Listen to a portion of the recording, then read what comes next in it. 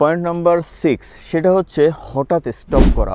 Breaking period মেনটেন্যান্সের ক্ষেত্রে এই জিনিসটা আমরা অনেক সময় অ্যাভয়েড করি বা এই জিনিসটা অনেক সময় মানি না। সেটা হচ্ছে হঠাৎ করে বাইক থামিয়ে দেওয়া, এই জিনিসটা অ্যাভয়েড করতে হবে। আমি একটু প্র্যাকটিক্যালি আপনাদেরকে দেখাই। ধরেন এই যে এইখানে আমি দাঁড়ালাম, হঠাৎ করে ব্রেক ধরে দাঁড়িয়ে গেলাম, এই যে আমি ইঞ্জিন কিল সুইচটা অফ করে দিলাম, হঠাৎ করে থেমে গেলাম। এই জিনিসটা কিন্তু করা যাবে না।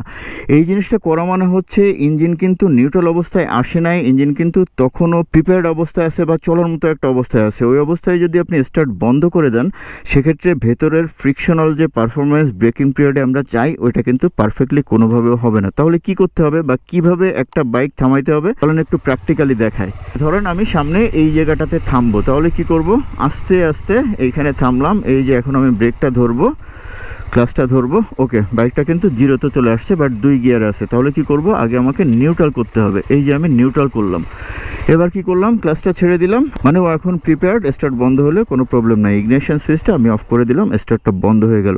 এইভাবে খুবই জেন্টলি বাইকটা থামাইতে হবে। হঠাৎ করে বাইকটা কিন্তু থামানো যাবে না। মানে হঠাৎ করে রাইড করে এরকম এসে এইভাবে দাঁড়াইলেন, দাঁড়ায় এইভাবে টুপ করে কি করলেন, ইগনিশনটা অফ করে দিলাম, গিয়ার নিউট্রালে নাই এবং বাইককে প্রিপেয়ার্ড হওয়ার কোনো সুযোগই দিলেন না। এটা যদি করেন, ডেফিনেটলি আপনার ইঞ্জিনের লংজিভিটি কমবে এবং ওই একই কথা বারবার বলতে হচ্ছে, সেটা হচ্ছে ইঞ্জিন থেকে বেস্ট বা ম্যাক্সিমাম পারফরমেন্স আপনি কোনোভাবেও পাবেন না।